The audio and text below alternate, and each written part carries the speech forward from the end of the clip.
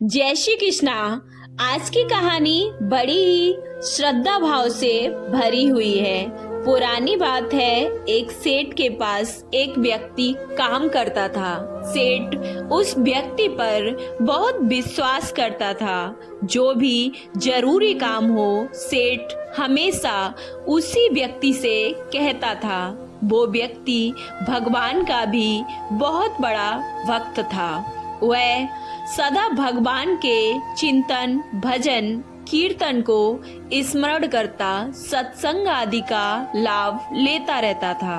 एक दिन उसने सेठ से कहा कि सेठ जी, मुझे छुट्टी चाहिए। श्री जगन्नाथ धाम यात्रा करने के लिए कुछ दिन के लिए छुट्टी चाहिए।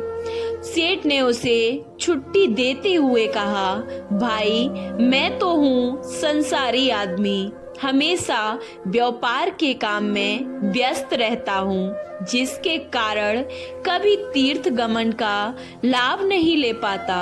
तुम जा ही रहे हो तो यह लो, 100 रुपए मेरी ओर से श्री जगन्नाथ प्रभु के चरणों में इन्हें समर्पित कर देना।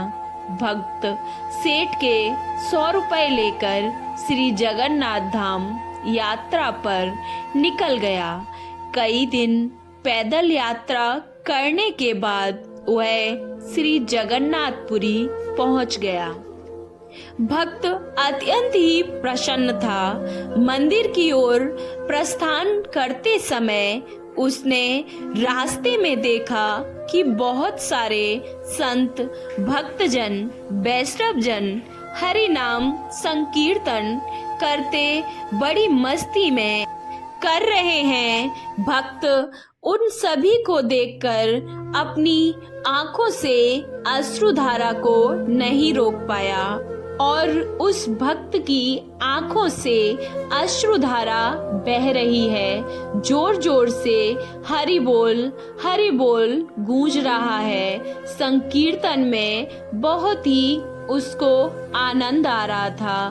भक्त भी वहीं रुककर हरि नाम संकीर्तन का आनंद लेने लगा।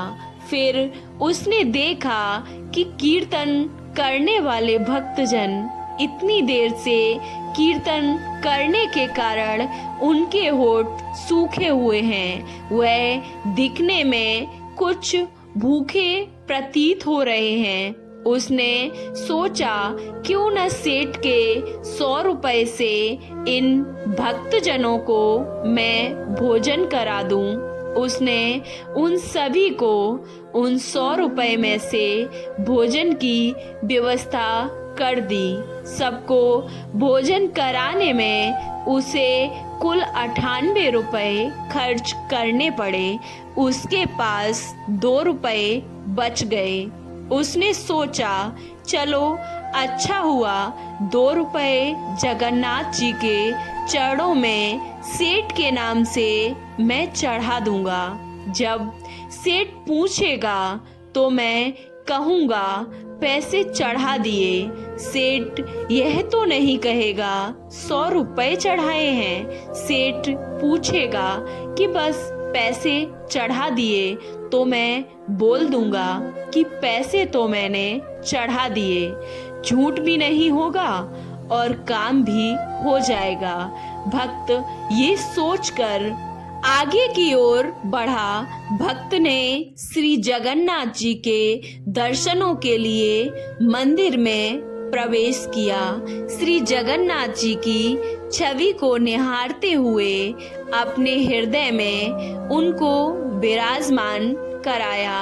अंत में उसने सेठ के 2 रुपए भी जगन्नाथ जी के चरणों में चढ़ा दिए और वह भक्त बोला, यह 2 रुपए सेठ ने भेजे हैं। उसी रात सेठ के स्वप्न में श्री जगन्नाथ जी आए, आशीर्वाद दिया और बोले, सेठ, तुम्हारे 98 रुपए मुझे मिल गए हैं। यह कहकर श्री जगन्नाथ जी अब अंतर्ध्यान हो गए। सेठ जाग गया और सोचने लगा, मेरा नौकर तो बड़ा ही ईमानदार है, पर अचानक उसने क्या जरूरत पड़ गई थी, उसने 2 रुपए भगवान को कम क्यों चढ़ाए?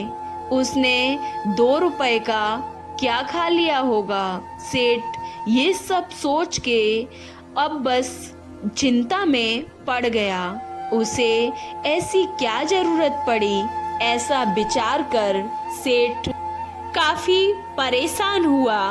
भक्त कुछ दिनों बाद वापस आया और सेठ के पास पहुंचा। सेठ ने कहा कि मेरे पैसे जगन्नाथ जी को चढ़ा दिए क्या? भक्त बोला, हाँ मैंने पैसे तो चढ़ा दिए। सेठ ने कहा, पर तुमने 98 रुपए ही क्यों चढ़ाए? क्यों 2 रुपए का तुमने क्या काम किया? कहाँ प्रयोग किए? तब भक्त ने सारी बात उनको बताई। उसने 98 रुपए से संतों को भोजन करा दिया और ठाकुर जी को सिर्फ 2 रुपए ही चढ़ाए थे। सेठ सारी बात अब समझ गया और बड़ा ही खुश हुआ तथा भक्त के चरणों में गिर पड़ा और बोला, आप धन्य हो, आपकी वजह से मुझे आज श्री जगन्नाथ भगवान के दर्शन यही घर बैठे बैठे हो गए। भगवान को आपकी धन की आवश्यकता नहीं है। भगवान को वह 98 रुपए स्वीकार हैं जो उस भक्त ने जो जीव मात्र की सेवा में वहाँ खर्च किए गए और जो 2 रुपए उसका कोई भी महत्व नहीं है, जो कि भगवान के चरणों में उस भक्त ने नगद चढ़ाए थे। आपको ये कहानी कैसी लगी? अच्छी लगी तो वीडियो को लाइक, चैनल को सब्सक्राइब करना ना भूलें और कमेंट बॉक्स में जय जगन्नाथ भगवान अवश्य लिखें। श्री जगन्नाथ भगवान आपकी सभी मनोकामनाएं पूर्ण करेंगे। जय जगन्नाथ।